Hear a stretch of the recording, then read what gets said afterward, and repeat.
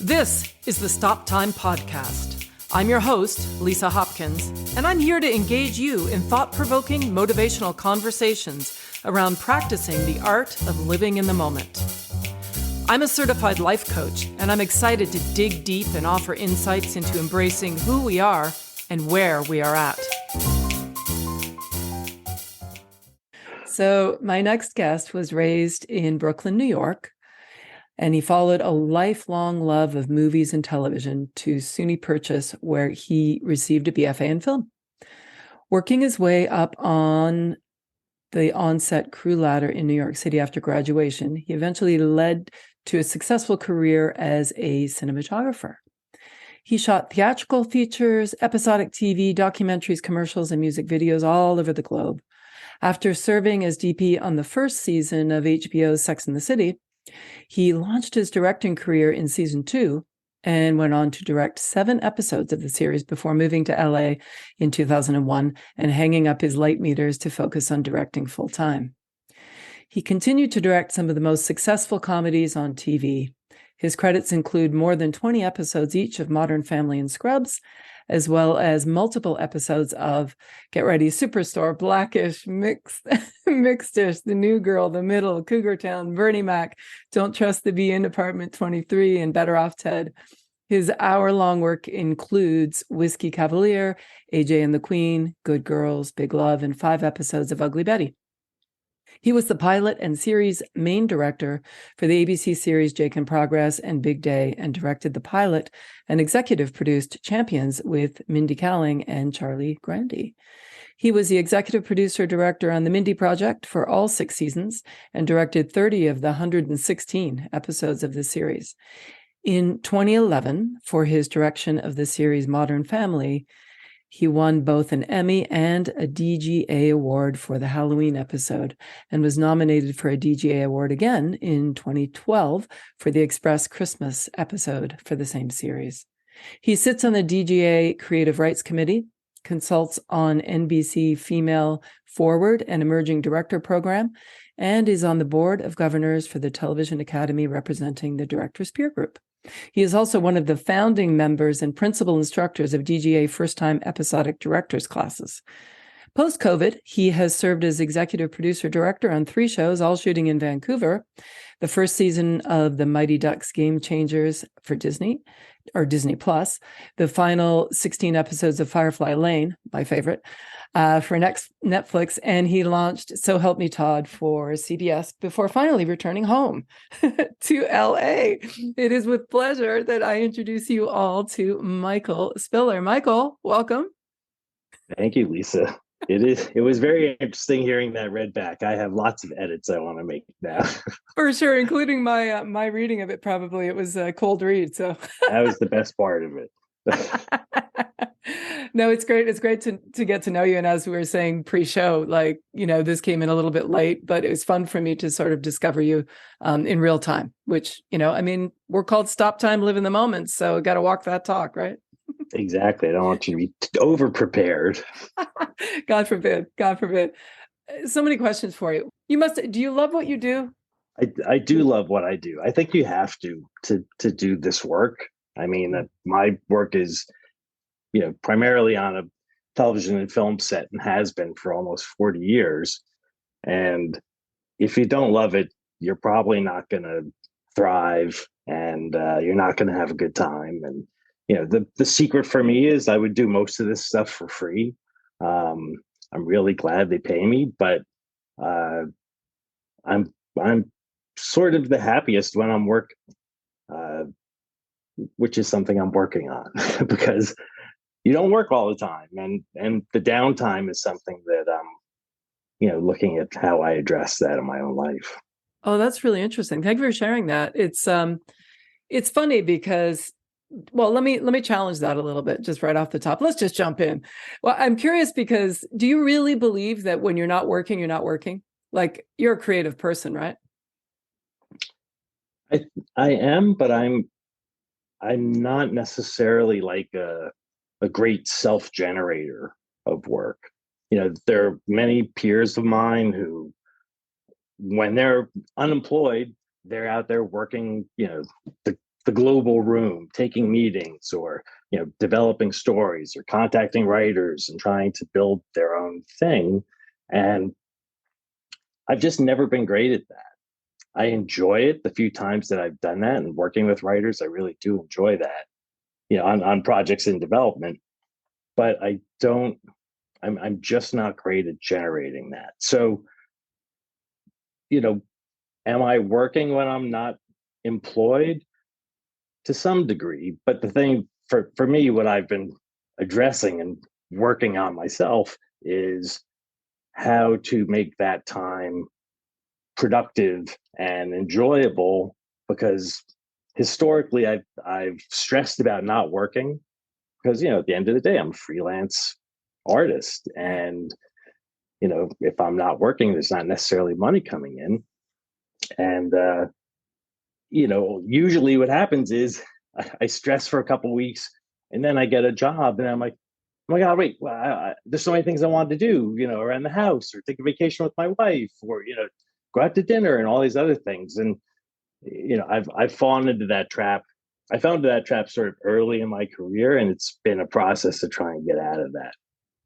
Yeah. When you have a track record like yours, right? There's kind of a certain, I don't know, self-expectation, as well as, can I do it again? What is it for you? What's prominent in your mindset? Is it, I should do it again, I need to do more, what's next? Or how the hell did I do that? Can I do it again? Right. Well, I mean, there's some of all of those things and bouncing around in my head. I think, like a lot of people in this line of work, I definitely wrestle with some degree of, for lack of a better phrase, imposter syndrome. And, just I'm very self-critical and insecure. And, I generally don't project that on set. And when I'm on set, I'm not feeling that way for the most part. But it's the downtimes when, the I'm never going to work again creeps in, or the, oh my God, I'm a fraud, and they found out, and someone's going to tap me on the shoulder and say, I'm sorry, we need that Emmy back. And it's and I know that's not true. I know that you can't survive in this business for as long as I have by accident. So that's part of the game that I play with myself, and allowing those fears to creep in can overtake common sense and historical tangible references. So that's and that's something I talk to a lot of young people and up and coming directors about too, is just what is your tolerance for uncertainty in your life, because you can have a very gradual success, or no success, and then suddenly a big success, and then it drops off, or anything in between. And there's in almost every professional life in this line of work, you're going to experience a dry spell, and what you do during that time is very telling. And the better you can do it, the longer you'll survive.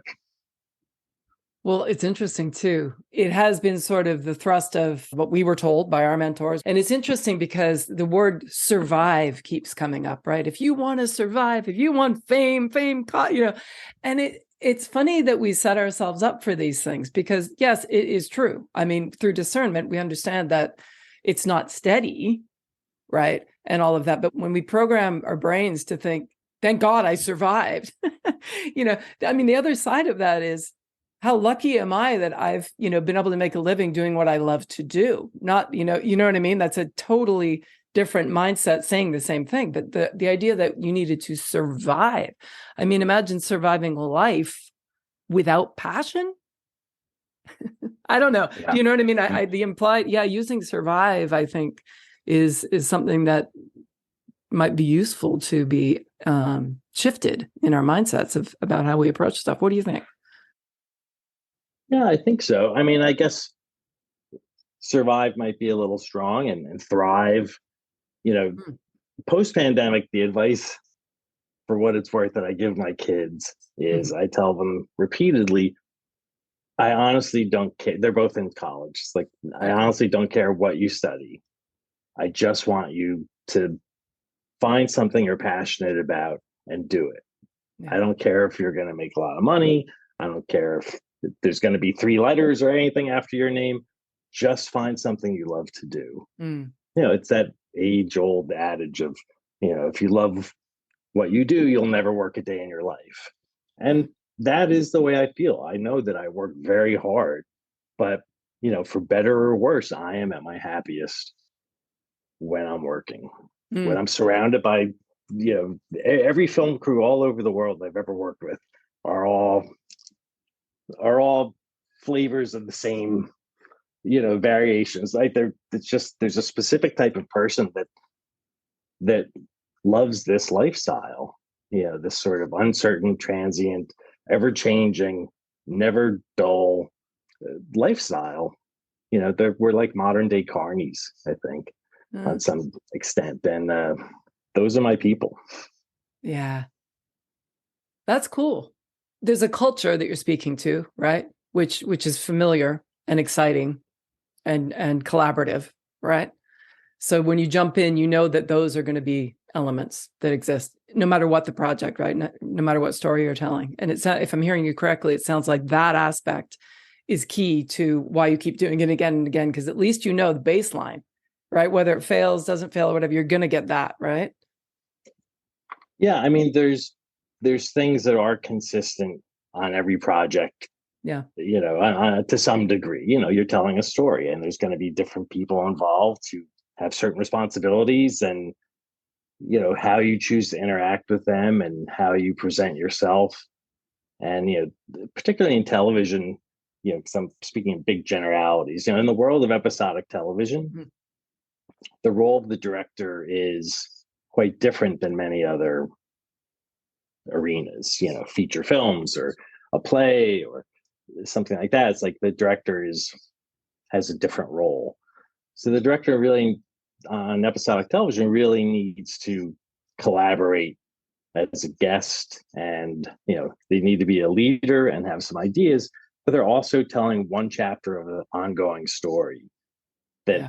has many things established already, and the people that are there day in and day out know a lot more about the mechanics, the politics, the intricacies of the characters, than you do. So if you walk in expecting that everyone's just going to listen to your brilliant approach to everything, and you're not going to involve them in the creative decisions, you're probably going to have a hard time. And coming from the crew side of the equation, I know that so well. And I think one thing that I can bring to a project, both as a guest director and as a producing director on the show where I'm working with other directors, is a deep connection and respect and bond with the crew, so that they know I've got their back and I care about their input and I want to hear their ideas. And when everyone is engaged that way, there are a few places more exciting, I think, because anything can happen. It takes a lot of hearts and minds and ideas and visions and healthy risks to get the best out of everybody. Mm, absolutely. Is that something that you see as your role as a director, to literally do that, to bring out the best in everybody to get to where you're going? Absolutely. Yeah. I think anyone who doesn't, engage their collaborators, and it's not just the crew, the writers, the cast, but everybody who's there, if you don't engage them, you're really shortchanging yourself and ultimately the project. And that doesn't mean that every single idea that's pitched is going to be a good one. It's comical. On the shows that I'm on full time, I say repeatedly, the only bad idea is the one you keep to yourself. I want to hear it. I mean, I used to tell a story about in my early days starting out, walking away from set, a couple of grips or electricians would be in front of me, and I hear them grumbling and shaking their heads and going, oh, this is the most messed up shoot I've ever been on. These people are so stupid. Why don't they just do this? And that always stuck with me because it was like, well, they don't do that because A, you didn't feel like it was okay for you to raise your hand, say, hey, I have an idea, or this would go a lot smoother if you producers would spend some money on this, or that, or any number of other things that they might have. But the culture didn't exist. They weren't encouraged to do that. So once I was in a position where I could influence decisions that were made going forward, I poll everybody and I say, what can we be doing better? From where you're pushing the dolly, what do you see every day that, because you're looking at things in sort of a narrow scope, you have a hyper focus on it. What are you seeing that I'm not, that we can do, and it will make your life easier, more efficient, whatever, because all of that will show up on screen ultimately. Yeah, totally. And it's really interesting because as a coach, we talk about the lenses you're looking through, right? But it's really interesting because with lenses and with what you're talking about in perspective, you come from, the cinematography background. So you have that perspective. So you're bringing that to the table, right?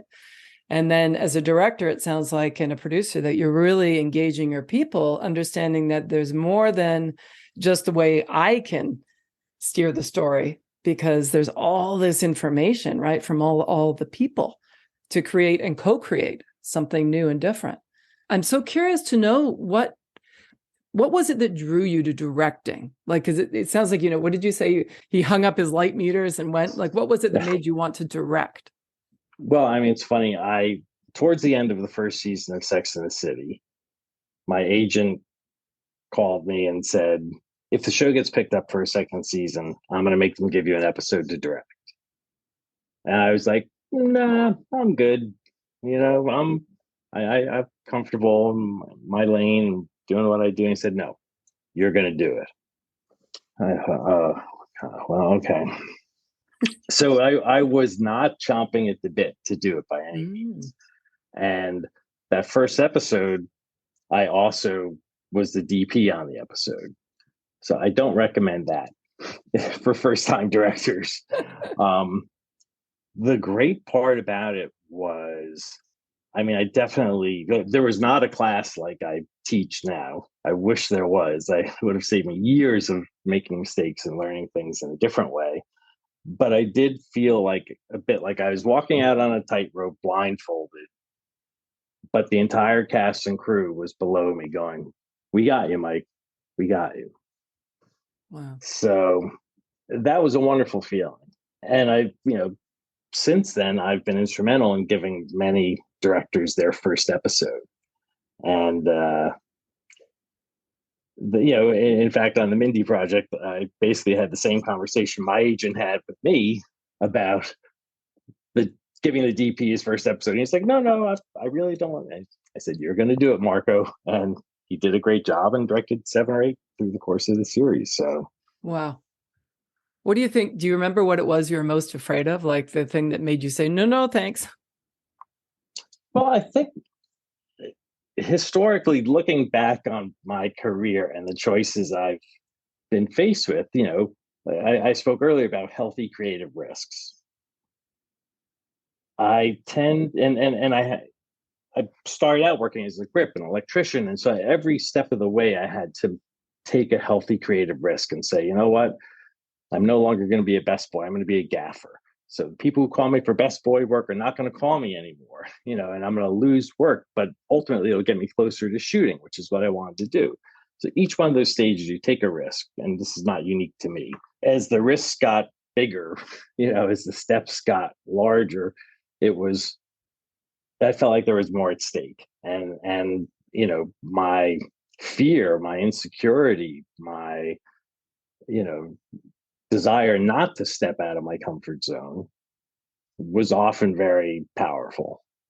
So, with the help of my wife and my agent, my parents, and, people who I trusted, who thought that I could, I was capable of it. I was talented, and why not? What's the worst that could happen? I did do that. And every single time I did, it's worked out. So, you know, for anyone watching this or listening to this who has that voice in their head telling them, they shouldn't try something, don't believe that stuff. It's a great message. It's interesting too. I often say to my clients, lose the trying, because trying implies, again, that the idea that you could fail. Just do it. Yeah. I mean, the Yeah. just do it thing, the Nike or whatever, I mean, it's kind of true, right? Because trying does imply that there's, a percentage of space in there that, and there's room for growth each time you do that. I mean, obviously there's the possibility of growth, but with my process has been that I've tried to consciously take action and have a plan for myself. Like, when I started the Mindy Project, I was going to be an executive producer. That was my first time as an executive producer on a show. And I thought, I am not going to bluff my way through anything. If I don't know something because I haven't done it before, I'm going to stop and say, I'm sorry, I haven't done 50 mixes. What can you just say that phrase again, or just explain it, or what does that mean?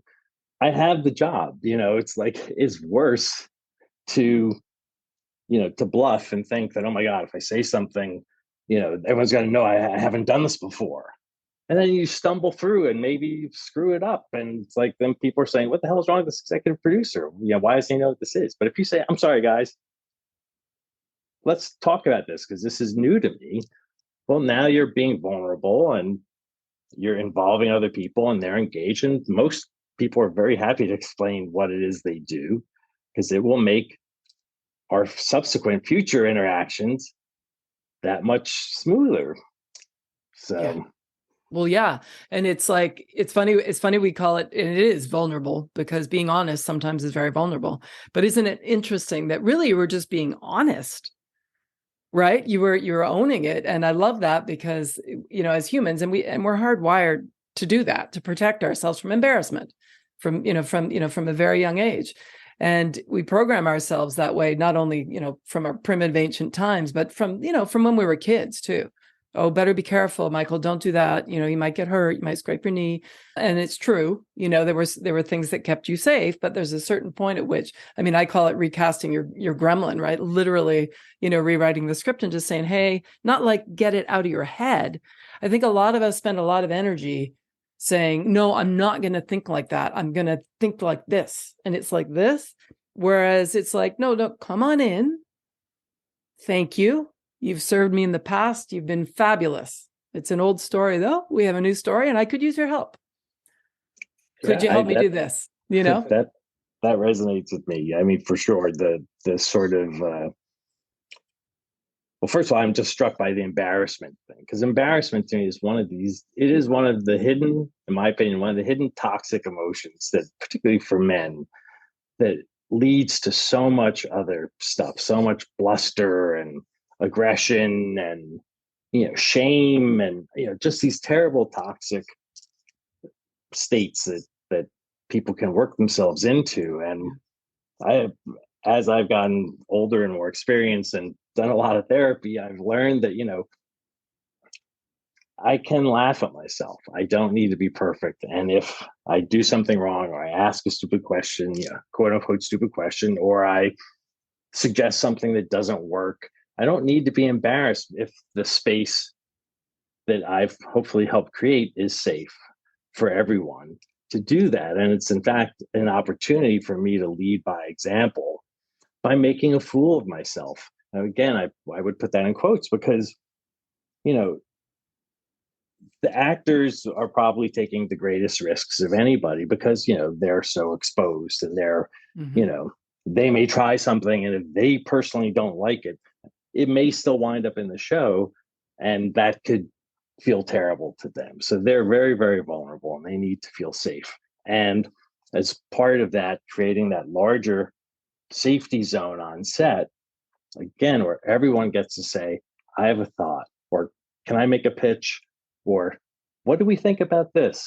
Is this worth trying? And, involving other people, because then, great things can happen.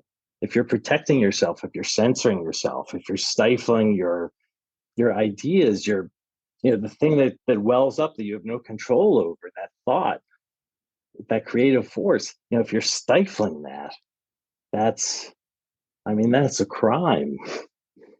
Yeah. Yeah.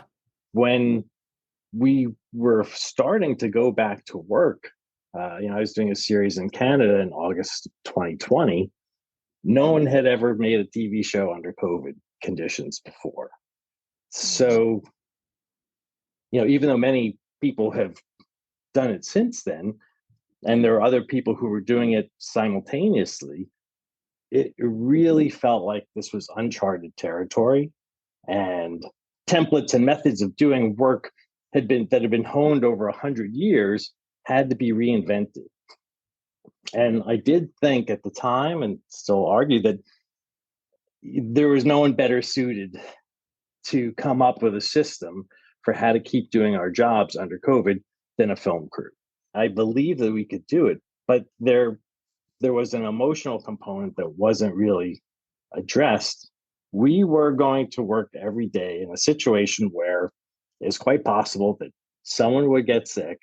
I was like, hey, I'm going to do everything in my power to not be the person in charge up here who lets someone go home and something devastating happens to their family. So, I spoke about that a lot, and I expressed my vulnerability and the stress and anxiety that I was feeling, and how much their safety and well-being meant to me, because it was a really, really scary time. Yeah. And and we all had to lace up our skates and wear our masks and face shields and follow all the protocols, and put food on the table for our families and create entertainment for the world, which was something that I think really helped us all. I know it helped me get through this time. It still does.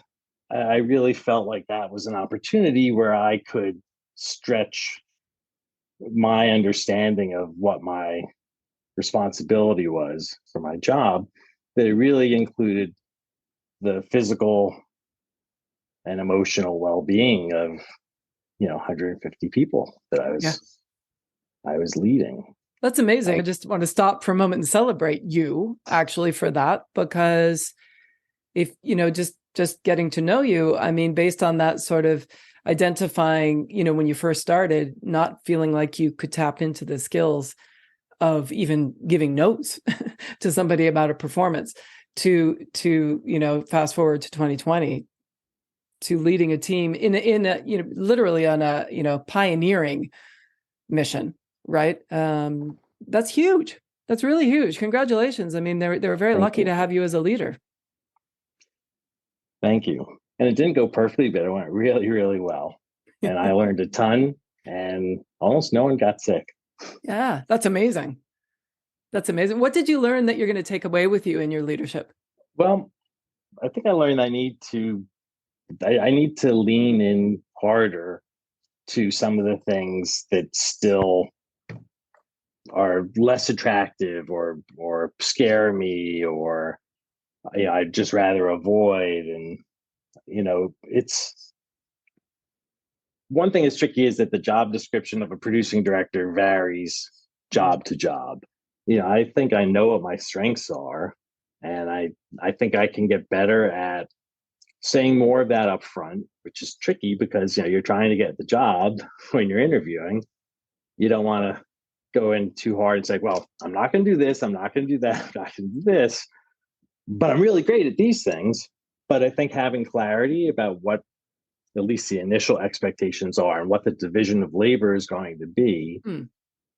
And as part of what I love about it, again, is that I am going to learn something. If I show up every day with my eyes, my mind, my ears, and my heart open, and I'm willing, then I can learn something, and I can share something, and people can learn from me as well. Yeah. And you cannot fail. I believe that if the goal is not to win, but to learn, we always learn if we're open to it. So then we cannot fail. Yeah. I agree. Yeah. It's sort of, for me, I say it's a beginner's mindset. Hmm. It's like, I don't know what I'm going to experience today on set. I have some ideas and I've maybe done things that are similar, but it is going to be different because this is right now. And, to your point earlier about, we don't know who's walking in with what, No. what's going on in their inner lives, or, external pressures that, are impacting them. Yeah. So there's a lot of wild cards. For Um, sure. For sure. And wouldn't it be so dull if it was if oh, it was the same all the time? You wouldn't want to be doing it probably, right? well, I mean, that relates back to the way I prep for stuff. Hmm. Prep is a hugely important part of my process, and it's evolving. I feel like, to address some of my fears and insecurities, over the years, I developed habits related to prep that were meant to, eliminate variables, and it's like I had to know everything, and I draw elaborate diagrams and blocking diagrams and shot lists and things. And, it's like all we have to do is follow this roadmap and then cut out the slates and string it together and it'll be exactly how I want it. And that was a really limiting kind of approach. So, I mean, over the years, I did maybe a little less of that, or I did it, but my personal relationship to that work was one of, well, I've done this so that I'm prepared and I can now ignore it and be open to a better idea. Hmm. Over more time, I found that, yeah, I was saying that, but I wasn't really doing that. I Uh-huh. would try and guide everybody back to what may have been the very first idea I had when I started prepping that particular story. And that doesn't mean it was my best idea. And it's also my idea rather than, you know, opening up the process to everyone else's input. Often there's, the actors are going to bring surprises. They're going to have ideas. They are not phoning it in. They're not just, you know, rubber stamping it again. And if there's not room for that, there's going to be conflict. Yep. And if you're not nimble, flexible, and trusting, Yep. then you're going to stumble. Yeah. It's funny because I pay really big attention to the stories in my head because that's the work I do, right? And there was a story threatening, which I completely dismissed because I'm getting really good at going, that's just a story. Then I don't believe it, which was that he didn't fit this before you sent your thing. He didn't fill out the form. The wheels start going. Oh, he's probably too busy. He probably thinks it's a press junket. He probably doesn't even know why he's here. Why is he even coming to be on the podcast? He probably doesn't want to talk about it. So I wholeheartedly went through and just did whatever I do, prepping for our interview and researching you and enjoying getting to know you a little bit. And then you sent the thing like a half an hour. And I thought, and it was so giving. I was like, suddenly it was like, he's the opposite of what my voice was telling me in my head. And had you not sent that, you're the same person. Just because you sent it doesn't mean you're a different person. You just happen to be able to send it. I would have been going on the pretext for the short time that we're together in our scene together that I would be a little defensive, like it's so funny, right? When we believe the stories in our head. Yeah. That is the sort of thing that I would have been right there with you had the role been reversed. I would have spun a very elaborate story. Yeah. And gotten myself into that victim mindset. Yep. And, she thinks she's doing me a favor, all this sort of like this nonsense. It's just like, why? But Yep. I am sorry that Oh no, I didn't get it to you sooner, because I hate that I created an opportunity for you to that was tell yourself perfect. that story. It was perfect because the story did not get very far. I mean, it was literally like a shredded script, and it did not last. And I said, well, I mean, it's that fear of the unknown. We tell ourselves a story going into it. exactly. And, as I said, because I woke up in the middle of the night and I didn't sleep. And, Yeah. and I almost reached out and said, can we find another time? but I felt like I was in a good space and that maybe my guard would be down or the stories would be quieter, Yeah. and I could Yeah. just show up and, I you love know, that. this has I been love fun that. so far. So let's Yeah, see so what far happens so good, next. huh? See what happens next. Oh, now she's going to ask the big one now. Hey, so it's interesting. Way back, you mentioned, and it was so funny because I felt that talk about synergy in that moment. It was as if you read my mind because I was going to ask you, what are your strengths? And as I was thinking it, you said, I know my strengths, and you didn't tell me what they were. So I'm super curious because it actually was a question of mine. What, just put humility to the side and like, what do you think are your unique strengths? Or what do you feel are your, very different than thinking. What do you feel are your unique strengths? Yeah, I feel like the strengths I have are that I'm easy to get along with. I'm creative. I'm an optimist. I bring a lot of positivity to most situations and certainly like on set. I love to collaborate. I truly respect the people that I'm working with. What do you think is your Achilles heel? Um, sensitivity can be a double-edged sword, I think. If you're sensitive and empathetic, I think that's only a good thing. But my feelings can be hurt, and I might retreat in certain situations, and I'm an imperfect human being, and you know I have that voice in my head telling me a story, and if the right combination of things happen, or I walk into something predisposed to it, it's possible that will creep in and impact my performance. So Yeah. that's one thing. Yeah, I mean, I guess I'm sure there's other stuff, but that's what's coming to me Yeah, now. yeah, no, for sure. Thank you for sharing that. I'm so curious to know how you, if someone else was directing the Michael Spiller show or portraying you, what is it that you hope that you are projecting to the world? I hear a lot of it. I hear the kindness, the empathy, the openness, the vulnerability. Um, what's at the backside of that? Like, what if you weren't able, you lost the script? What if you couldn't show up that way? Well, I think part of wanting to be liked, and I do want to be liked, and at times that impacted me creatively because I would not offer up my opinion of something because I thought, I think subconsciously, I thought if I agree with, this person or that person who's hired me or is above me in the hierarchy, they'll like me or they'll want to keep me around. And I've now grown out of that, and I feel like the reason I'm hired is to express my true opinion, in a collaborative way. I'm shortchanging myself in the project if I don't do that.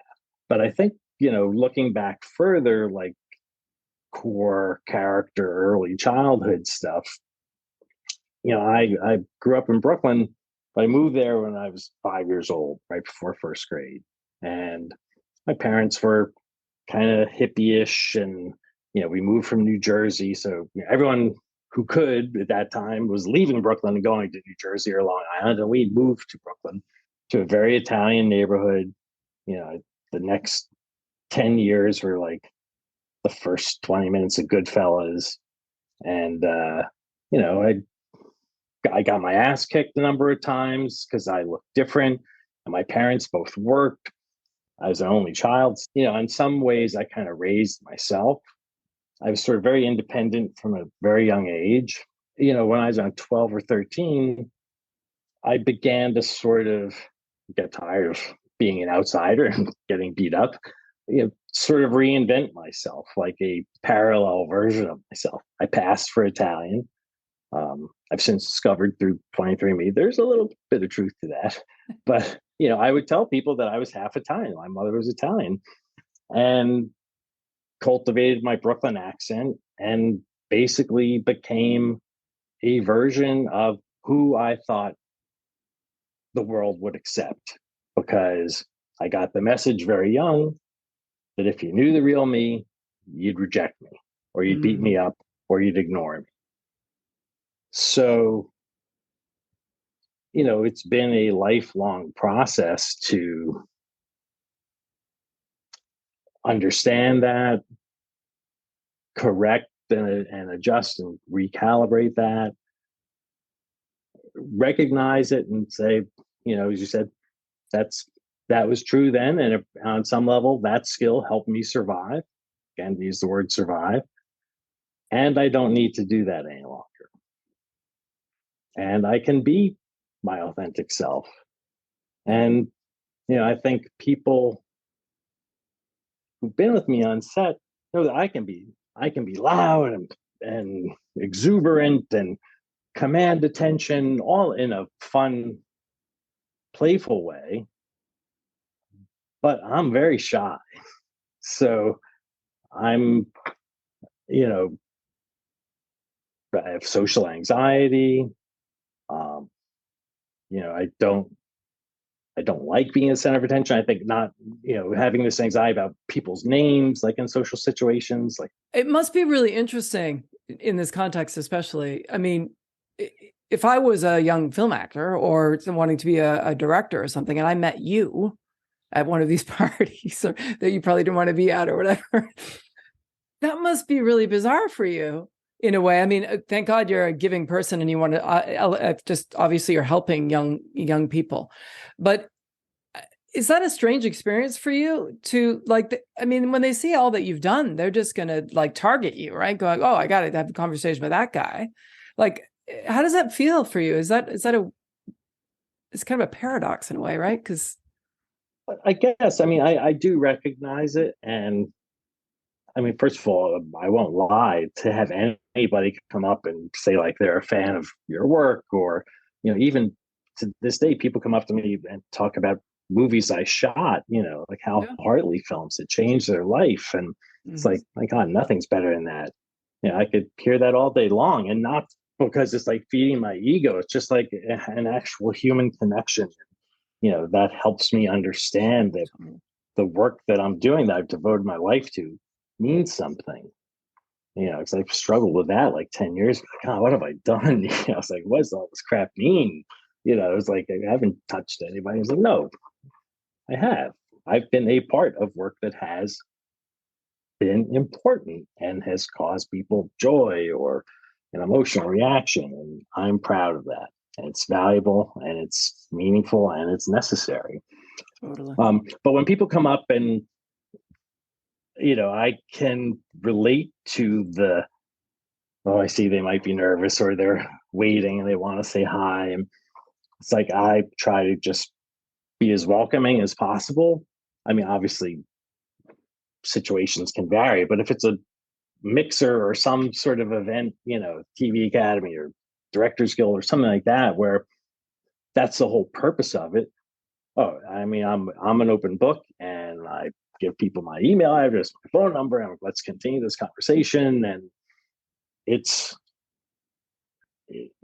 maybe one of these days I'll wind up teaching, full time or something like that. But it is something I really love, because I love talking about the work. I love talking about my process. I love trying to help foster and nourish a different kind of environment on set and a different kind of mindset.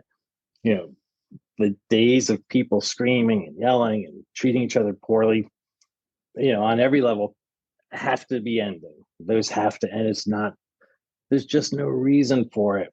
And that there never was, but it was, the environment I grew up in professionally was very, very different than it is today. And Yeah.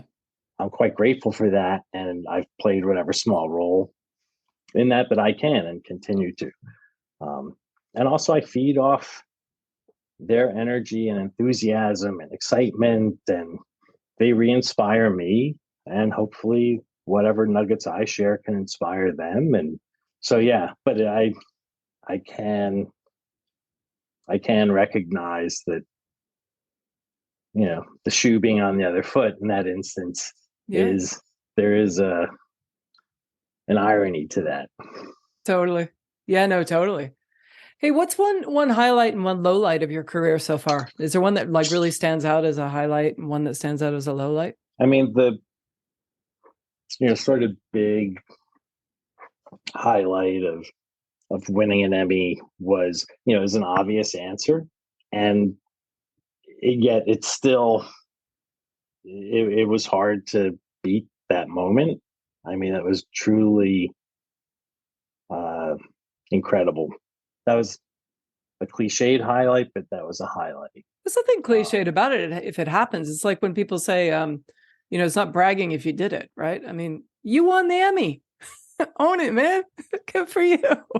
yeah, It's thank awesome. you. Yeah, I love it. And then yeah, I mean, low lights. Uh, I've been let go on jobs twice in my career, and it is really painful. In each instance, I was able to really look at it and examine, like, okay, first of all, I'm entitled to feel sad and confused or angry, and all the any emotion I feel, I didn't try and talk myself out of. And I thought this is a chance to, like, not replay in my head every moment and give it weight or import that wasn't there and think, oh, that's the thing that did it. That was the thing that broke the camel's back. But to look at my role in it and just, honestly and also consult with people who were present and say, were there things that I missed? Were there things that I could have done better? How can I learn from this? And, you know, in both instances, it wasn't like I did one thing that caused it. There's an alchemy and a chemistry to all the different moving parts. And often it's like, well, you can't fire the director, when the, so we'll fire the DP, or we can't rearrange the whole writing room, this stage of the game. Let's, swap out the producing director and maybe that will address stuff. So there's a lot of those factors. And, because I'm not painting myself as a victim, there were things that I could have done differently that maybe would have, you know, changed the outcome. Yeah. But you chose what you thought was best in the moment. And I really believe that. I believe that we all do the very best we can in any given moment. And that has to do with what we're talking about, what access you have to what lenses, to what choices. And sometimes, and within whatever lens we're looking through, we make the best choice. Were the other lenses there? Yes. Did you have access? Probably not. Right? Yeah, So there's no sort of, and I love that. And lessons learned 100% from everything and gifts to be gained. But, sure. but I bet you could probably, if we had another hour together, you could probably carve out, gosh, had that not happened, yes, I would have, not only would I not have learned this, but also, there's all sorts of things, dominoes, right? It's, I'm glad you brought that up because it is something that I remind myself of. And I, when I talk to my kids about this stuff, because they're still at school and they're like, oh, what are you, everything's looming ahead. What are my options going to be? And it's like, one decision, one job, one, I don't know, aside your place somewhere as an internship or something. It's like any of those things can just change the complete direction of your life. And, you know, I know that I'm sitting here talking to you at this moment because of every decision and every action I've taken my entire life. So if any one of those, if anything had been done differently, I wouldn't be here in this moment speaking to you. So, we're where we are because of all the choices and actions and behaviors and things that we've done, good and bad. in quotes, throughout our lives. So, Yep. 100%. What value were you honoring? Because you said you weren't feeling well today, but that you decided to come anyways. And part of it you explained was because, well, actually, this might be good because vulnerability is important to me. I know that's important to you. And I'm feeling a little bit vulnerable, a little bit rough around the edges because I didn't get my sleep. Talk to me a little bit about why you showed up today, what value you were honoring. well, I try to be someone who will honor their commitments. I made a commitment to show up today, and you set aside time and you sent me stuff, and that, you kept up your end of it. So I needed to. And I think I've done okay. I'm not as tired as I should be. And I haven't coughed continually throughout, which is good too. You're amazing. Yeah. So I mean, the commitment means a lot to me. And like any human, I have not done that perfectly. I haven't honored every commitment perfectly in my life. But I strive to be the best version of myself I can be every day. And I try to build routines and support structure for myself to help that. And there are times when I think, God, I wonder if it's just other people have to do this stuff, or they just, again, this sort of comparing and just imagining what other people do or don't do. And it's like, I don't dwell on that, because that will lead me to feeling like I'm a victim. And you know I'm here, I'm doing okay, I'm still breathing. I've got a family that loves me, and I love them, and I've got friends and many cats. And you know and if things change, and life takes an unexpected turn, I'll be okay. We'll figure it out. Yeah, totally. Totally. What do you know will stay true about you no matter what happens? I know that my love of laughing will stay with me. Both sides of my family just love telling stories and love laughing, and they're very, very different people. But it's, telling a story is free, and you know, it's what I do for a living, and it's what humans have done, since we began to communicate, for many different reasons. And and when they include laughter, that's a good thing. I love it. Amazing. All right, we're gonna do. I say what makes you, and then I'll just say a word, and then you can say what comes to mind. All right. So, what makes you hungry? Smelling something. What makes you sad?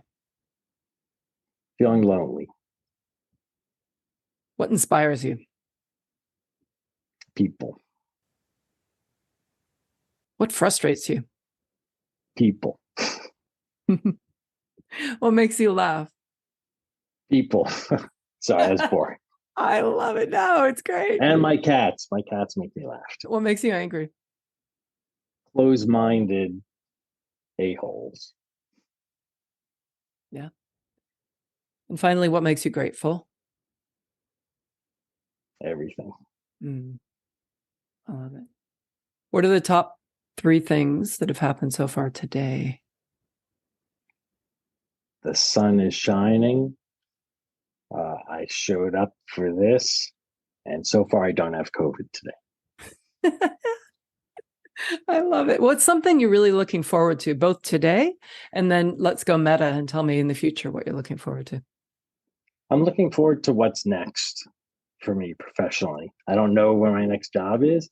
There's some stuff that's sort of percolating, but it's been a bit of a stretch without work. So I'm enjoying being home and being with my wife and building a wood shop in my garage, which I really love. And I'm ready to get back on set and put into practice all the things that I've been learning. Michael, I so appreciate you taking the time to be in the moment with me today. I really, really do. It's my pleasure. I got a lot out of it. Well, it's been great to get to know you, and super excited for what's coming next. I've been speaking today with Michael Spiller. Thanks for listening. Stay safe and healthy, everyone.